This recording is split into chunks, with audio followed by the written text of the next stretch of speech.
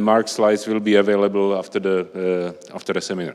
Okay, so it's my pleasure to welcome Marc Delcroix to our second to our first invited talk of this JSALT. So Marc is a distinguished researcher with NTT Communication Science Laboratories in NTT Corporation in Japan.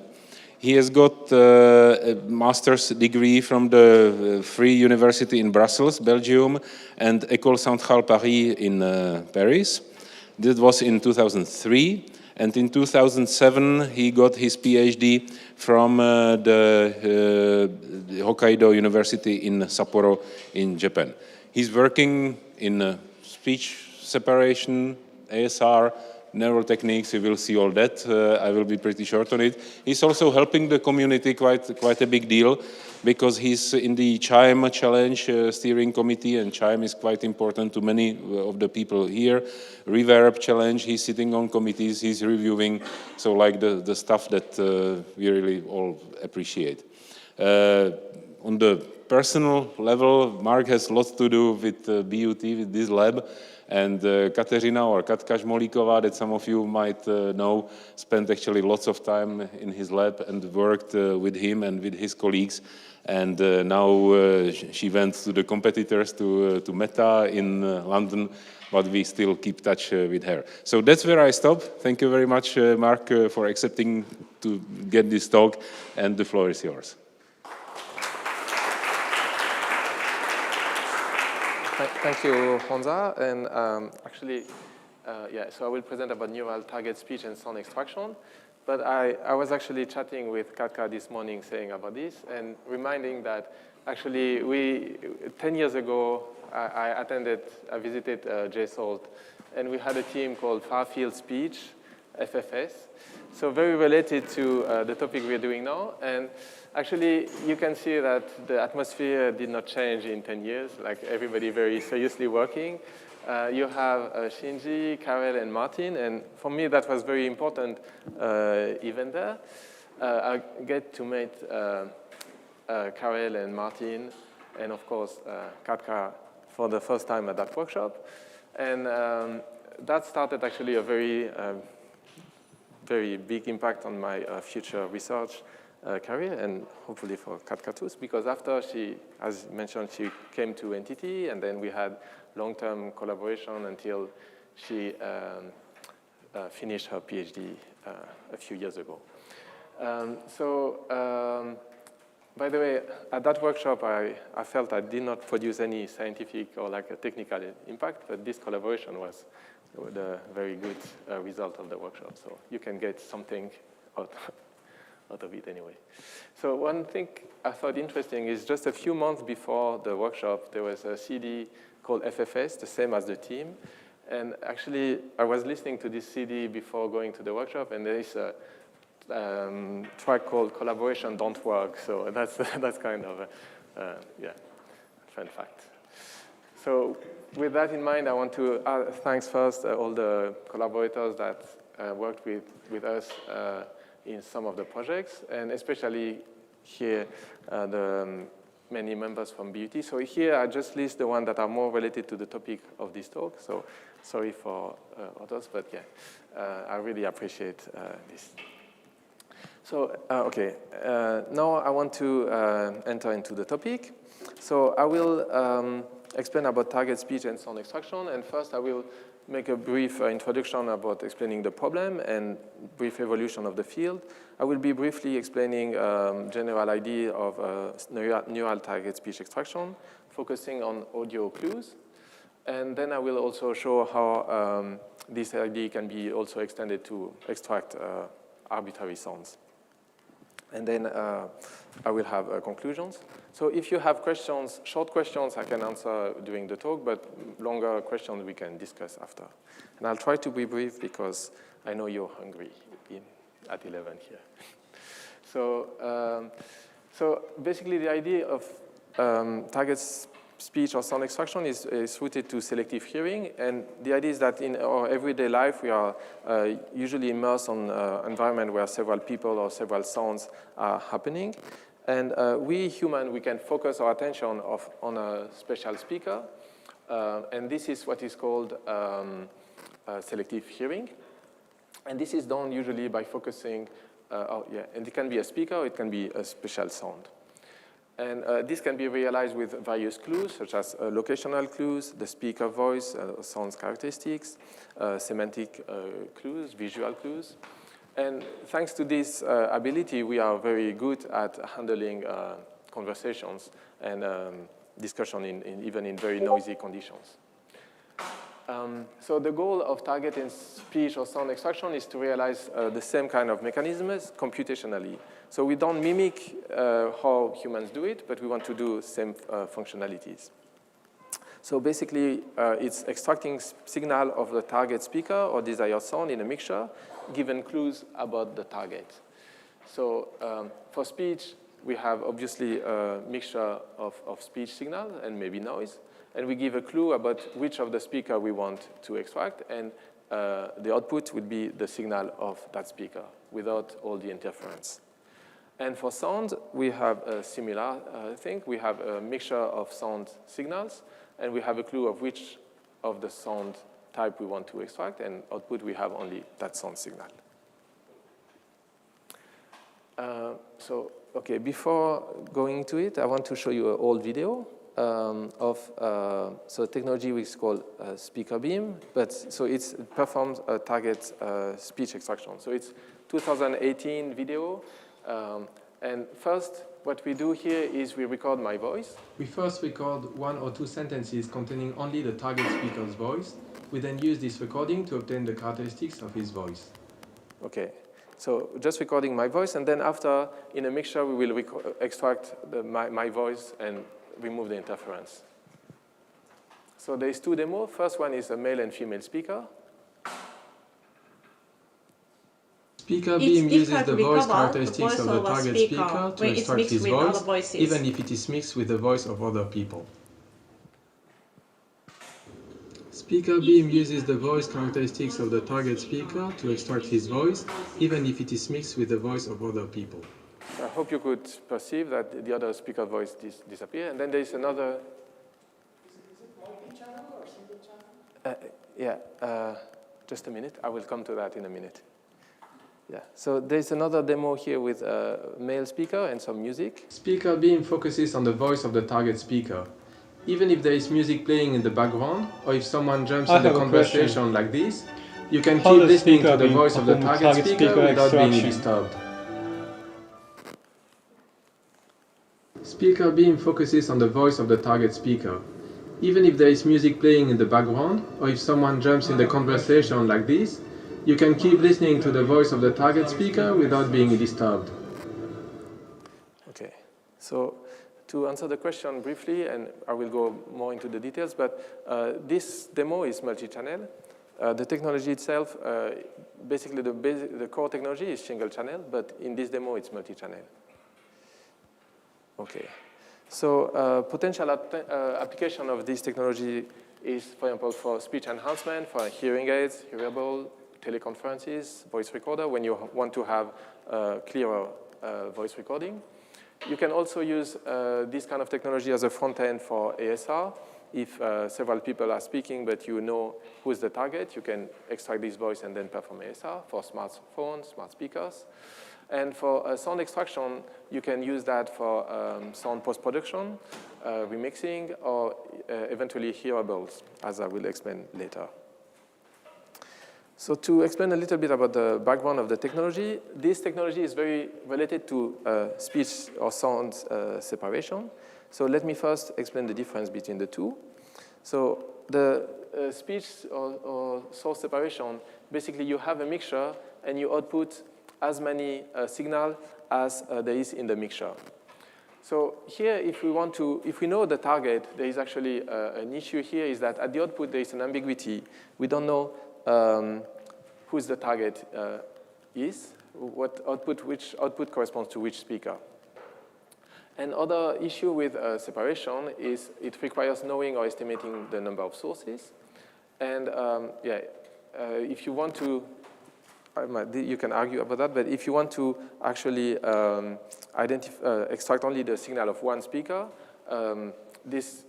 you would require to have another module to identify the speaker, which may not be easy to make optimal.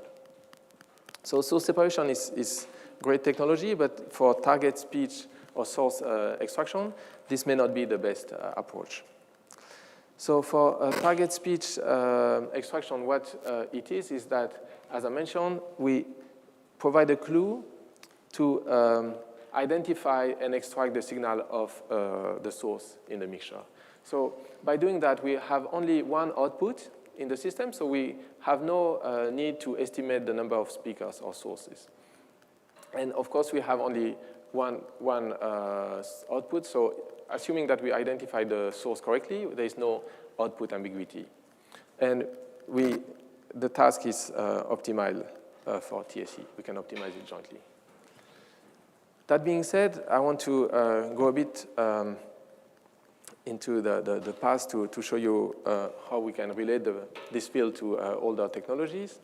For example, you can think that early work on beamforming is a kind of target speech extraction where we actually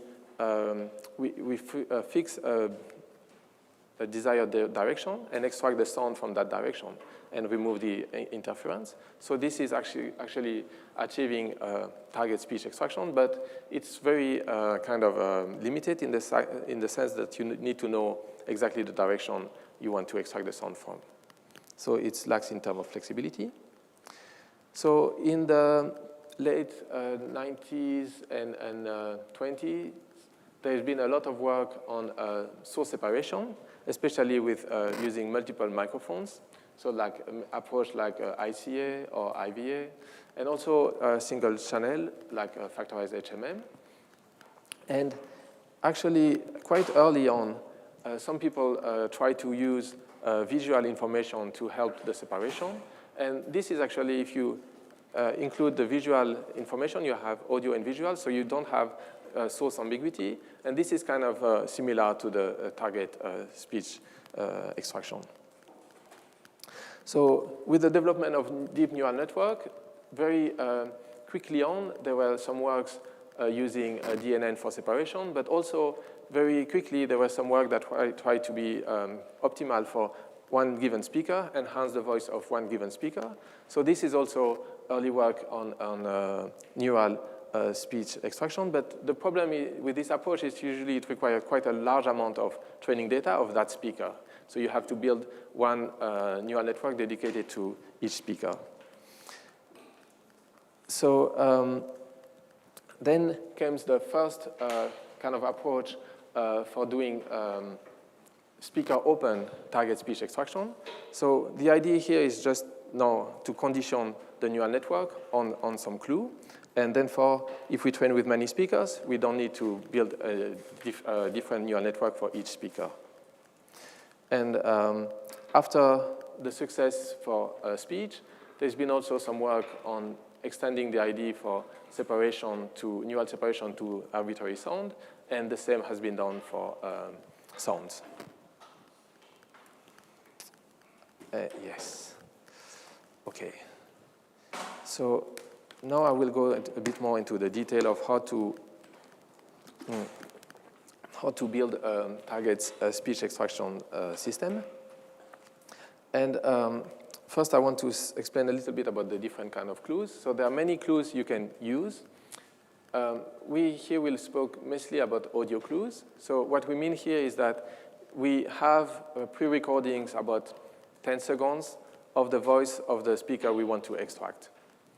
Other type of clues that have been investigating is the location or a video. We have, for example, a video of the lips of the target speaker, and we can use that to extract the speaker voice. So in terms of the different clues, there are some pros and cons. So audio clues is relatively simple. We have only one modality, just required to pre-record the voice. But there may be some issues when the speaker voice have very similar. Visual clues it's independent of the acoustic condition, so it's more robust. Even if you have twice the same speaker, actually artificially, you can still extract the target speaker voice, given on the lip movement are different. But it's sensitive, obviously, to occlusions and stuff like that. And there's an approach that combine these two, and they are quite robust. Unfortunately, I want to focus only on the first part, but if you're interested, we can discuss the visual and multimodal parts after. Okay. So typically, audio clue-based TAC will consist of this type of architecture. So we have here two networks.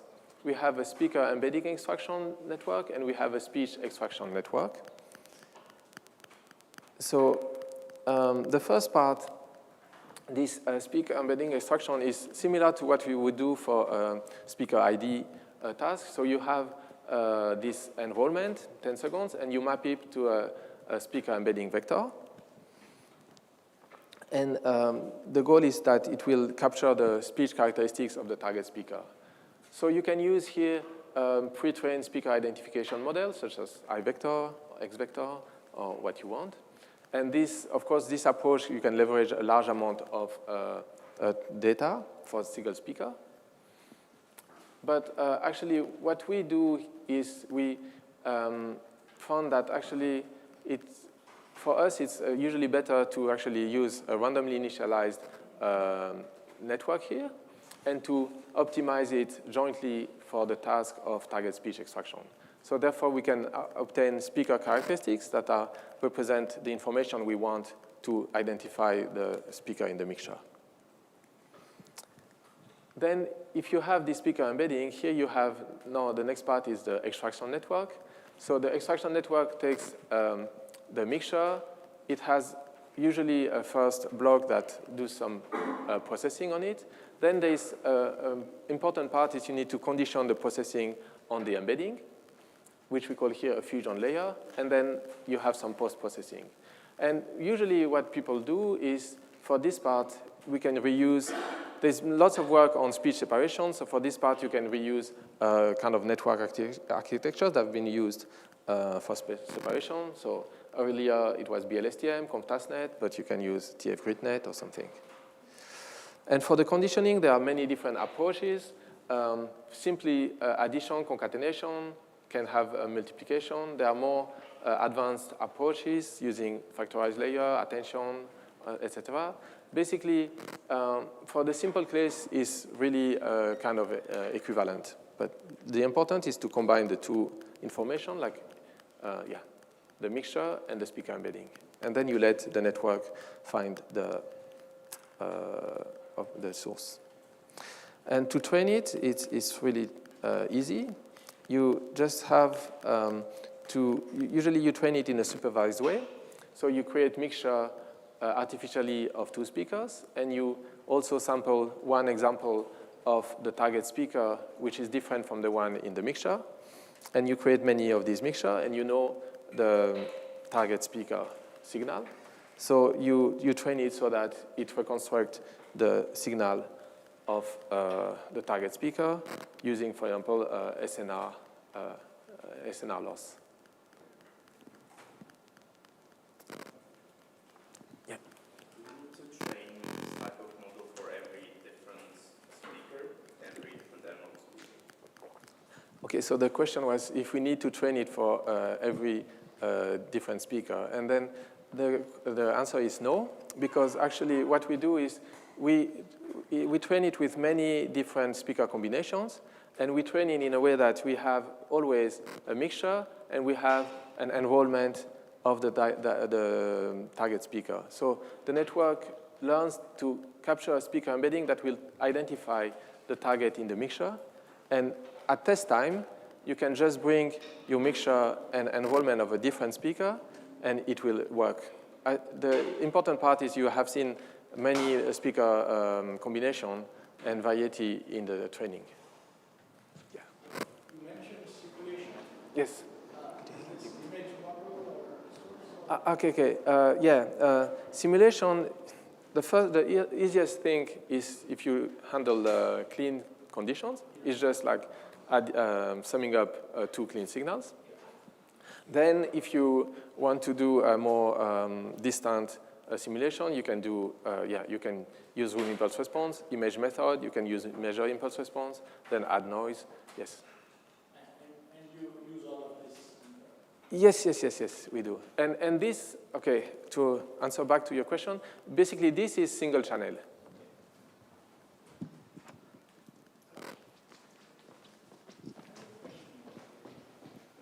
So I was looking at your illustration and thinking, is it either useful or perhaps important to have the same mixture in training and once give one speaker as the target and then another as the target, maybe even in the same mini batch or things like that? I don't know whether that's useful, interesting, not worth doing, any sense of? So usually it's what we do. So because we have, we can have 2 training samples. For free, we can do the same processing for each of the speaker in the mixture. So we do them actually independently, but I'm not sure if it's actually your question is that, or is your question, is it useful to know the characteristics of the interference speaker for extraction? I guess my question is it important to train the network to know that it could be either one that you're interested in, that it's not always one of them, for example? Okay. Yeah. So it's important if there is any bias in your data. For example, some data set sample the first speaker is the louder and the second one is a bit less loud. So I think any of these kind of bias is very important to remove. So in this case, I think it's important to train on both. So you can, I don't have any concrete numbers. I think you could simply randomly select one of the channel. But usually, in many cases, sometimes we do that. Sometimes we actually explicitly take both and training. Yeah, it's implementation issue. Yeah. Okay. So I will. So there's actually a lot of work and much more. There are newest work and maybe more performance works too. But I want to explain a bit more in concrete what we did with a method that is called a time domain speaker beam. So we basically, this is based on the ConvTASnet architecture, so a convolutional neural network that has been implemented for separation, but we change it to do target speech extraction. So in this case, you can see, okay, basically what we do is we have, this is similar architecture as the separation model for ConvTASnet. The difference is that now the output is a single output instead of separation of 2 outputs. And the other difference is we insert here a fusion layer. Then we have here the speaker embedding network, which actually for simplicity, we just use the same architecture, only one block of this network, and do some time averaging, simple time averaging to map the enrollment to a vector. Okay. And so this is a bit old result, so I don't want to go too much into the details, but this is to show that if you do only separation and then you have oracle speaker identification of the target, you get quite good performance. But then if you do speaker identification on top of that, so this may not be the best speaker identification, but you basically lose degrade performance by default compared to Oracle. And this was the result we obtained with a speaker beam, so we get actually better performance. Okay, and there is still the code available thanks to BUT. It's on BUT GitHub. So if you're interested, please, you can use it. Mary. Oops. Okay, and so I briefly touched that issue, but so we can actually do a pretty good extraction, but sometimes there is some issues, and this is actually pretty difficult to solve. So if the speaker have similar voice characteristics, it's going to be difficult to extract and identify the target speaker. Especially, I mean, we can always look as a proxy for this is to look at the difference in performance when we have male and female mixtures and female-female or male-male mixtures. So we can see in that case, for the different sex, we have much higher performance than we have same-sex mixture because the voice start to become similar. So one way to solve this issue is to use the video information, as I mentioned before. And we have some work on that, but because I think everybody will get hungry, I will skip that part. Okay. But then to go back into your question about multi-channel, I want to just explain a little bit how you can use actually multi-channel information and how we have been using it in our systems. So usually it's pretty good to have multi-channel as processing as an input for ASR, for example, because if we use, for example, beamforming, it's introduce less distortion than if we do only enhancement with neural networks. So the way people do it, and we do it also like this, is to have estimate a time frequency mask that will give you which time frequency corresponds to the target and which time frequency corresponds to the noise and interference. And based on this time frequency mask, you can estimate a beamformer that will steer a beam in the direction of the target speaker. So to do that, what you can do is you can apply this target speech extraction, like speaker beam, for each of the channel, and then create a mask, and then you can apply the beamforming for the extraction. So and here, so this is what we did actually in the video I showed you before, and now I want to touch one of the issue with this is that beamforming is, of course, using the direction information. So if the source starts to move and, for example, walk during speaking or something, then the beam will steer in the wrong direction, and then the performance will degrade. So recently we have some work on this, so I want to touch a little bit this topic. So I think maybe people are familiar with that, but beamforming is basically a spatial filter. So W is a set of filters that is applied to the observed speech to get enhanced speech. So Y here is just the concatenation of the microphone signals. And T is the time index, and F is the frequency index. C is the microphone index. And you can compute the beamforming filter using, for example, for MVDR, for example, there's different formulas that you can use, but this is not very important. The important part is that to compute the beamforming filter, you need to have a spatial covariance matrix for the noise and for the speech. So, and this, if you have time invariant beamforming, this spatial covariance matrix will look at something like this, where we have here the time frequency mask I mentioned before, and here we have the product of the observation signal. So we can have these statistics for the speech and for the noise. And with this, we can compute the prediction filter, and then we can enhance the target. So here we call this part instantaneous spatial covariance. And the point here is if we want to be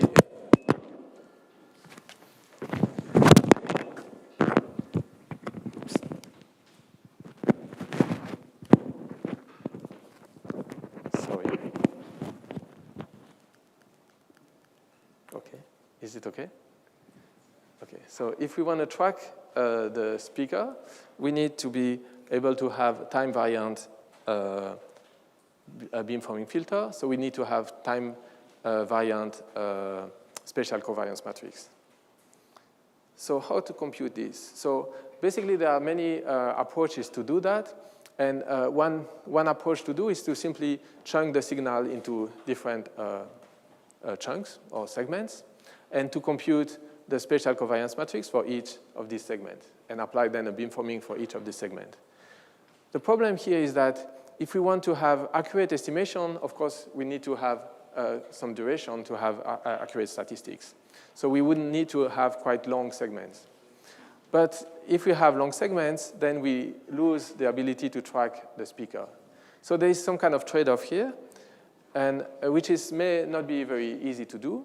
So the idea proposed by my colleague is to use a neural network to kind of estimate this optimal segmentation. And I will not go too much into the details, but basically the spatial covariance matrix can be expressed with this expression here. So it's a weighting sum of the instantaneous spatial covariance matrix. And this is a weight which depends for each time step. It can go to look at all the spatial covariance matrix to aggregate the statistics. So this is the same as the attention of attention neural network. And so we call this an attention weight. So as I mentioned, we can now, if we are in this position here, we can look into the signal at which time region we can look at to get a good estimation of the spatial covariance matrix. And and for that, we just use attention-based neural network to compute this weight. So this, I will show you now a demo of this. So it's a bit maybe not so easy to understand in this reverberant room, but we have, okay, we will extract the voice of the target speaker. So we pre-registered the voice of the target speaker, so we have speaker being in front, and then he will move, and we will extract his voice. And this is the microphone. This is a demonstration of a moving source beamformer that can extract my voice.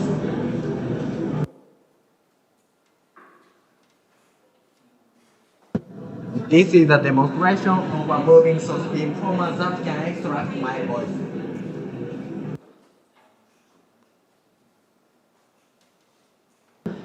This is a demonstration of a moving source beamformer that can extract my voice.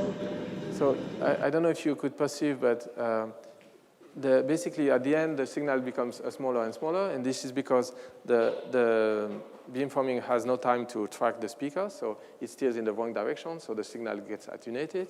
And with the proposed method, actually this gets improved. So this was single channel? No, this was multi-channel. Multi-channel. Because I only saw the single speaker, a single microphone. Okay, so this is actually, it's a kind of X-shaped mic. So it's an X-shaped mic, but it has multiple microphones on it, yeah. Is there a way to estimate how long the window is after optimization?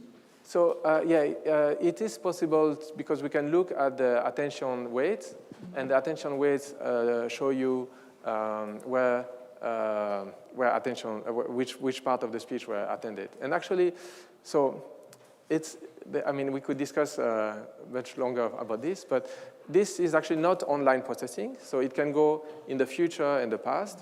And so usually what's happening is for the noise part, it goes and look at all the noise regions to aggregate the statistics. And for the speech part, it's mostly diagonal. So how long is it? It depends on the speed, right? And Yeah, yes. the person moves. Yeah, so unfortunately, it's not so easy to say. And it's actually, we didn't see too much a very clear difference. Okay. But also, we kind of look also at the beam pattern. So we can compute the beam pattern after the beamforming, and we could see that it tends to steer in the direction of the target speaker. Yeah. Okay. So the speakers.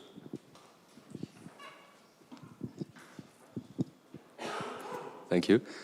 So you said the attention weights is a diagonal line, right? Does it mean for the current frame that it mainly focuses only on this frame and not on the other frames because the speaker was on a different position? So it's basically, it's not completely diagonal, but it's mostly focusing on the current timestamp, like the current region to get the statistics of the speakers, yes. And if the speaker now in the past would have spoken from the same position before, then the attention weight could be a high value for this position too? Yeah. Ideally, that's what we should see some kind of pattern like this. But the way we implement it is probably, maybe it depends a bit on what features you use to compute the attention, or maybe there's some other stuff. So it's, for the moment, it's mostly diagonal. It's not going too far away for the speech. Yeah. Okay, thanks.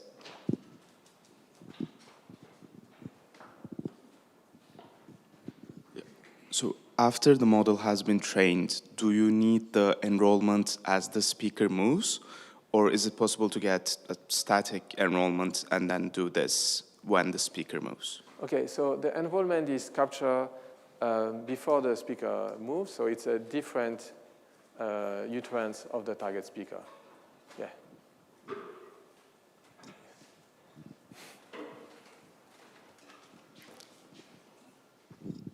This might be a recurring question, but so how close does the enrollment has to be? Can you use something, for example, Ken from the day before in a different environment? Okay. Yeah, that's a very interesting question. So we don't have actually very deep analysis on that. Sometimes, I mean, we have experimental data, and we also have demo system. So demo system, sometimes we record the enrollment in different rooms and still it works, but it's not very formal test. What we did, one experiment which was quite nice with collaboration with BUT, is about impact of emotions on the extraction. So we had signals with maybe actate emotions, and the same speaker but angry or sad or something, and we could look at the relationship between the performance between the enrollment emotion and the mixture emotion, and if it has an impact on extraction or something. Basically, if the emotions are mismatched, it has quite an impact. But if you use a neutral enrollment, usually it works pretty well in different cases. So it's a small analysis, but it's, yeah. Yeah, so it could be difficult to use a canned recording, then, is what you're saying. It might be difficult, or you might see some degradation. I mean, you might see some degradation. Yeah. You might ask the user to enroll in a relatively plain voice, and then it may be quite robust. Yeah, I was more thinking about the environment. Yeah. So if you could record in room A and then go into room B. So of course, if you record, the enrollment should be not containing interference speakers. Otherwise, it will mess up the embeddings. But it can have some noise if it's trained with some noises. Okay, thank you. Thank you. What about if your clue has no verbal sound? So I can pronounce my voice with one vowel, or I can just laugh. And how your system will work. I would like to know how much of linguistic information inside my voice would be used to separate the source. Very good question. I don't have an answer. I think you would expect to have at least some vowels or something. But I don't think it needs to be a valid sentence. And for example, we have systems that are trained, for example, on Japanese, and we test it on English or like other languages. Of course, it's just demo, so it's very small samples, but it still works. So it's, yeah, so semantic, definitely not. Some kind of voice, and I don't know if laugh would be discriminative of speakers. Maybe you have many speaker ID people here that could tell you if like laugh is discriminative enough of the speaker or not. I would assume not, but I don't know. Yeah, but good question. Okay. So maybe, yeah, so I will be very brief in this. So yeah, more recently so there are lots of people using diffusion models for speech enhancement, for example, generation, of course, but speech enhancement. And you can basically apply the same kind of ideas also for these models. And this actually works pretty well. And yeah, I will just show you again a video. So this is actually in Japanese, but this is single channel, so no microphone, and still gets quite a nice sound quality. 今回の実験結果、前回と比べてだいぶ安定してきましたね。コードの再現性が若干不安定で、今ログを追って調査しています。今回の実験結果、前回と比べてだいぶ安定してきましたね。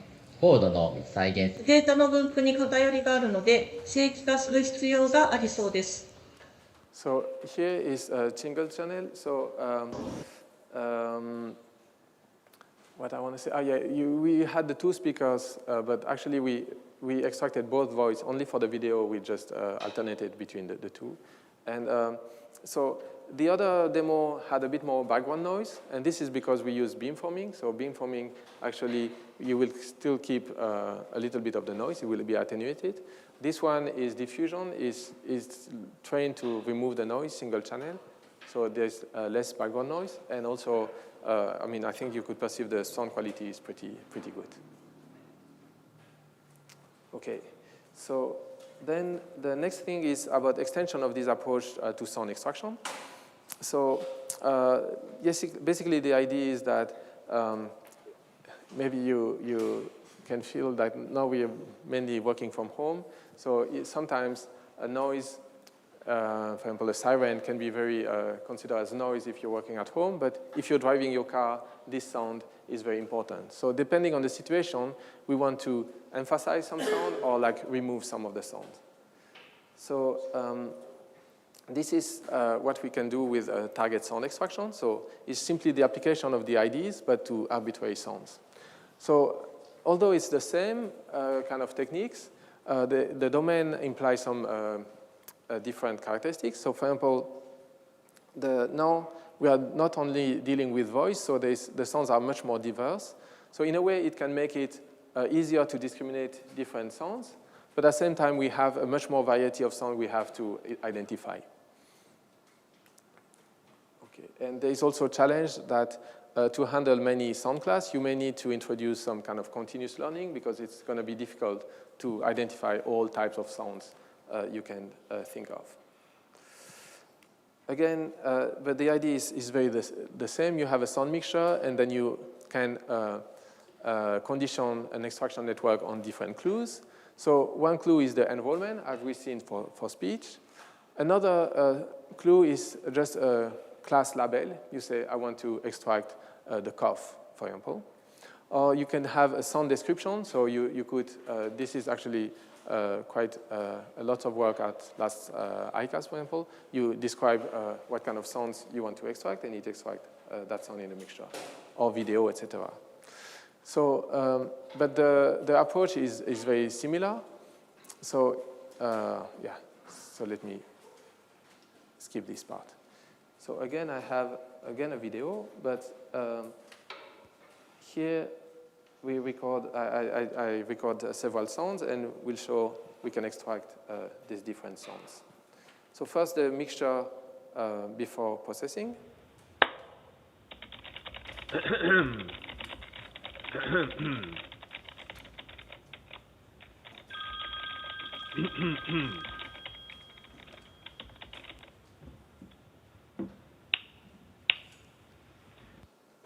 A bit artificial, but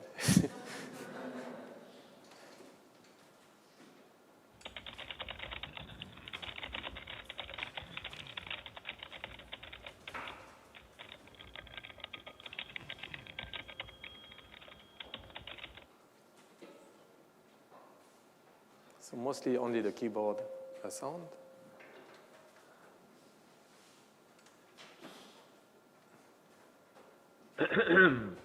Now the cough. Yeah, and I mean, I will skip the rest, but I mean, it goes on for the different sounds. Did you train with labeled sounds? So did you train with labeled sound or only direction in these things? So we trained here with labeled sounds. Okay. And how big was the training data kind of? We use a FSD 50K dataset, which is a dataset that contains isolated sounds.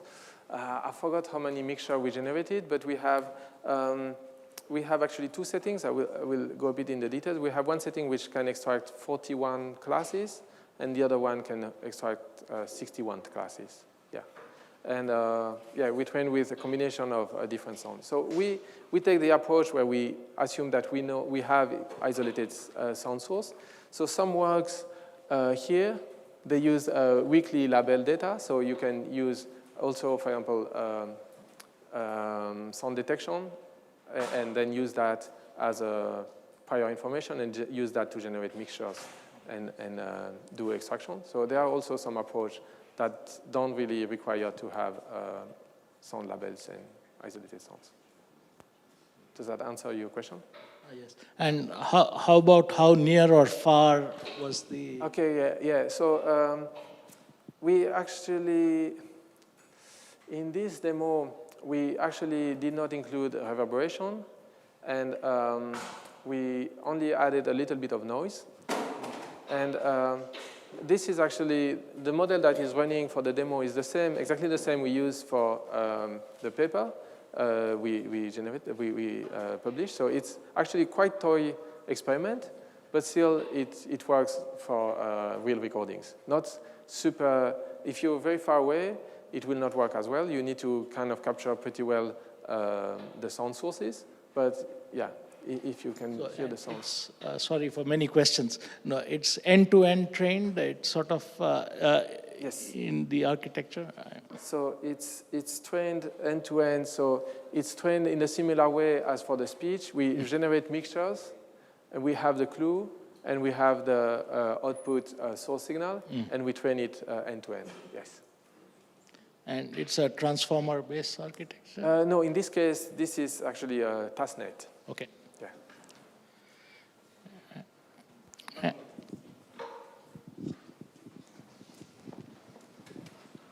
So I have a tricky question. Now we are doing basically known sound detection or extraction. I think what is really needed is the unknown sound extraction. Well, you have these kits with many of them, like with the headphones that don't hear anything. So basically you can train your system for this siren of that particular car, but then actually there will be a branch falling from a tree with a very loud sound, and the system simply doesn't know it, so it like gets completely silent, and then the kid gets killed. So I know it's a tricky question. We had a project like 15 years back where we tried to do some audio surveillance of metro areas, and it always worked perfectly for sounds that we knew, but it failed miserably for anything else. So do you have any clue how to tackle this problem? So I don't, but I know there's like, for example, in DK's community, there is challenge about anomaly sound detection. So I think maybe that could be maybe related. So if you, yeah, maybe that's some place to look at. But they usually use that, I think, for detecting anomaly sound in, for example, machine for yes. in factories, for example. But yeah, I think you want to be able to hear the sounds of like outliers, kind of. Yeah. I guess, yeah, you could think about something, but we didn't investigate that. Yeah, but yeah. Okay, thanks. It's a tricky one. Yeah. Okay, so basically, we can do this extraction using one hot, so the sound class. We can have an extraction network which has the mixture as an input, the target's sound. And here for the clue, we can use just one hot that describes which kind of sound we want to extract. So this approach is pretty nice. We can do direct optimization of the embedding. So this will be basically an embedding layer. But it's difficult to generalize to other sounds. So if you want to, you have one particular sound you want to extract, you cannot do it. But then there is, of course, you can also use the enrollment-based approach, which is similar to the speech extraction I explained. So this would do extraction via sound similarity. So it can actually, it doesn't have any notion of sound classes. It just looks at if the embeddings is close or not to the sounds in the mixture. So in principle, it can generalize to new sounds. But actually, these tend to be not optimal embeddings. But we can combine the advantage of two, and basically, this is what we investigated, is we have one common extraction network, but we just alternate between these two type of clues. So, and we do that by training this system by alternating between using the enrollment or the one hot. So here we have the loss here. So we have extraction using the enrollment and extraction using the one hot. But since this network here is common for both, what we end up having is we have these two encoder create embeddings that map in the same embedding space. So here, for example, the colors represent different example embeddings obtained with different enrollments, and the dots in the middle represent the embedding obtained with the one hot, and we see that they are nicely clustered close to the black dot. So by doing that, we have several advantages. First, because we do multitask learning, we have a common advantage of multitask learning. Then we can use, if we want to extract scene classes, we can use the one hot embeddings, and we have high performance. But if we have new classes, we can use the enrollment and and still extract something. And on top of that, we can also do some kind of adaptation to new sound classes. For example, let's say we have a few enrollment of a new sound, like for example a dog or some bird, we can get this enrollment and compute these embeddings for these new sounds and add it to the one hot encoder matrix. Because they map to the same space, we can do that. And after that, we can generate a few mixtures using this new class, and we can backpropagate to optimize only this embedding. We keep everything fixed, only optimize this embedding so that it can be optimal for the extraction of this new sound class. So that's allowed to some kind of continuous learning. We can add new classes without any catastrophic forgetting, because all the other learned classes are kept the same.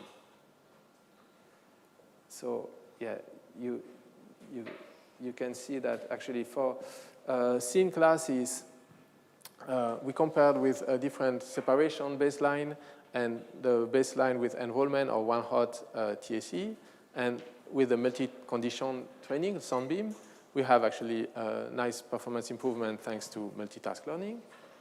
And for unseen classes, and especially with adaptation, we can actually, even if we have a few samples of each class, I think here it was 10 samples for the new class, we can actually achieve quite a good extraction performance. Okay, so so I just want to say that here the IDE for speech extraction can be applied also for arbitrary sounds. It's actually, there's quite a few work on this direction now. For example, DKS has a challenge about language queried audio source separation, and you have many papers also at ICASP. Yeah, but I think still we can still work on improving the performance and covering of the sounds, and also online processing is still, and lightweight processing remains kind of an issue. Okay, so I want to conclude the talk. And so I think, I showed you that computational selective hearing is possible by conditioning a neural network on clues characterizing the target. So there are several clues that have been investigated, and I explained mostly about the audio clues, sorry. But other clues can be used. So for example, speaker activity, semantic clues, more futuristic work use EEG, so of the people that listen to steer which speaker you want to listen in the conversation. That would be useful, I think, in future, maybe. But. And also, the same ideas have been used for other tasks. So here I focused on the speech extraction. The output is a speech signal, but some work have done it for a personalized VAD or target speaker VAD. So in this case, the output is the activity of the target speaker, but it's basically the same idea. You condition the neural network on some clue about the target. And also, there's some work and many works here at the workshop on target speaker ASR, where you actually condition directly the ASR model. In the past, it was on the embeddings of the target speaker, and now the deco is using this similar concept, but conditioning on the diarization results. So at JSALT, in the EMA team, some of the sub-projects involve like challenging, targeting more challenging conditions for this type of problems. So one of the project by Yoshiki and Samuel will be to try to train the TSC system without having clean data. So training directly with real meeting data in a semi-supervised way. And this is the thing they will investigate using mixed kind of approach, where you combine two observed mixture and you try to extract all the source, and then you have a remixing loss to ensure that the extracted signals reconstruct the different input signals. And this here, the condition on the diarization. And the DICO also, as I mentioned, is kind of related to what I presented, where they also use the diarization label to condition the TSASR, making it much more practical for situations such as meeting recognitions, where you may not have the enrollment of each of the speaker. So, okay, that's it for my talk. And I want to say, yeah, there's a nice paper by Katka that summarizes the ideas in this talk, and we also have a review paper it's a local Japanese paper, so not so many audience. So if you're interested, they will be happy if they have more views. So yeah, you can view also this one. Okay. Thank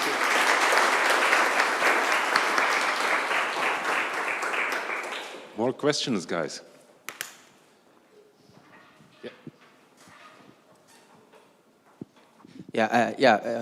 For the target speaker extraction for the single channel, in the very early stage, when the deep learning just using deep learning to the separation, actually some work is not to use the speaker embedding, just fine-tune the network use the target speaker. Do you think this is also can consider as a target speaker extraction, or? This is what I meant by the early works. So it's very in this is basically what I meant with this kind of work. Sorry.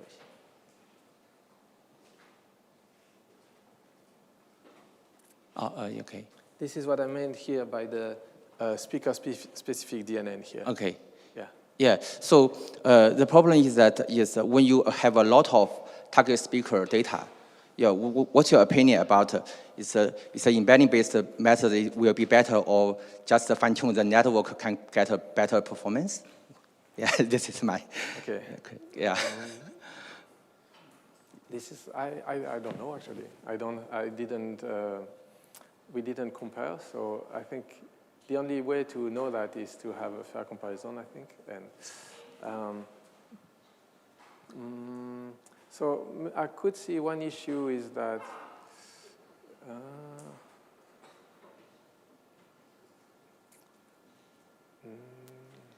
we need to have quite a lot of data of the target speaker speaking alone and then create mixture or something.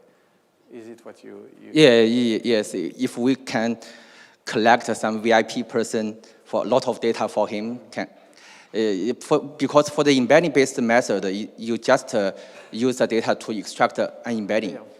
I'm not sure this is enough for the target speaker when you... I mean, potentially, yeah, if you fine-tune all the parameters for one specific speaker, yeah, I guess you could, if you have more data, you could probably get better performance. Yeah. Okay. I assume so. Okay. Yeah. Thank you. Thank you. Anyone else? Yeah. Thank you for your talk. And I have a question. What if in the restaurant, the real scenario, the two people are talking, and there are probably other reverberation or the noise speech, and in this situation, is it still possible to separate the? Yeah. So if you train the approach, if you train the TSC system with noise and reverberation, it can work in a noisy and reverberation situation. Actually, we did a demo at ICASP with Katka a few years ago. So even in kind of conference kind of a situation where it's pretty noisy, it can work. Is it also possible separated bigger than 2 people, like 3 people or 4 people, or even more? Yeah. So if you have again. The ID itself is not depending on the number of speakers. You just always extract 1 speaker, so there is no need to estimate the number of speakers. If you have data with 3 speakers, mixture of 3 speakers, it's better to train. It's better if the system have seen such data during training. Yes, but it can work for any number of speakers in theory. But it's better to train with that number of speakers. Okay, thank you. I mean, when I say that, you can train one system that can deal with 2 or 3 speakers, for example. I don't know if I answered your question correctly. Sanjeev asking. So, Marc, this is nice. So selective hearing in humans and all has been studied, and you gave us a nice both history and details of how we're trying to do it with machines.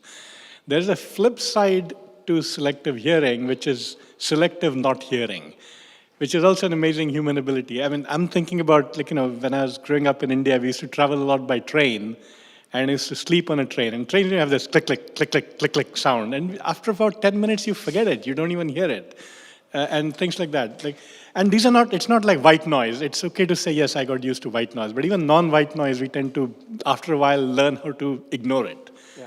Is there a corresponding, have people done anything? Or, what can we do with that problem? So when we started working on sound extraction, actually we had the same idea, and we tested with both selective target extraction and target removal. And actually, in our experiments, basically doing target extraction and then removing it from the mixture was giving almost the same performance. So we didn't explore too much in that direction. But definitely, yeah, for some applications, it's easier to specify, or I don't want to hear that sound, than I want to hear this, and this sound. Yeah. It's almost as if I don't want to hear this sound, I want to hear everything else.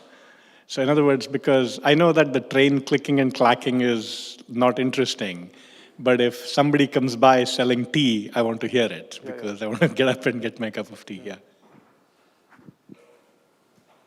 Yes, I take Andrew first, and then in many cases, it sounds like you use synthetic mixtures to do training. Does it matter how you do those synthetic mixtures? Like, are there aspects of realism that affect performance, or is kind of any way of doing mixing performing kind of similarly?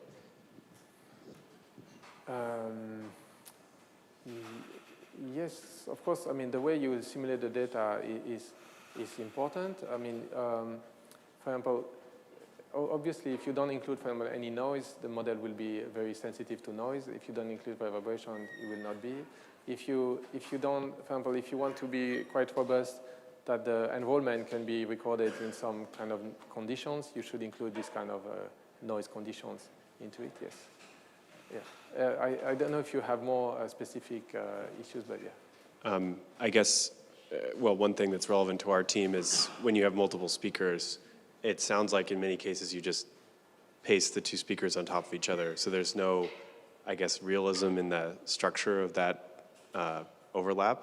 So I don't know if you've done experimentation in that space where you have a more like structured conversation, like interchange in your synthetic data. Okay. So yeah, in most of these experiments, it's very kind of full overlap conditions, and in most of these experiments, we simply kind of add the signal together. Yeah, but of course, in real recordings, it's quite different. So I think, if you train separation or extraction system, I'm not completely sure if you really need to go completely to real recordings, because then there's relatively few overlap conditions, so the performance on the overlap is may not be as good as you would like to. So you may want to include more overlap, but definitely you can see that this kind of approach can generalize to some extent to real conditions, but not always.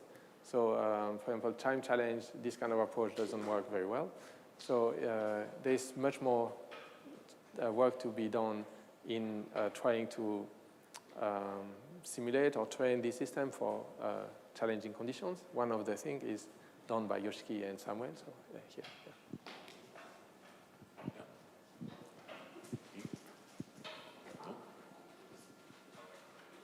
Anyone else? Okay, guys, I think everyone is hungry and there is some small lunch waiting like in front of this room. So I would like to thank Marc again. Thank you very much, Marc.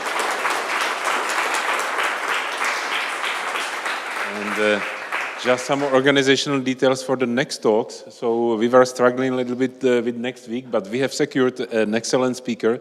Barbara Schuppler from the Technical University of Graz will come and speak on Tuesday about some low resource ASR or assistive technologies.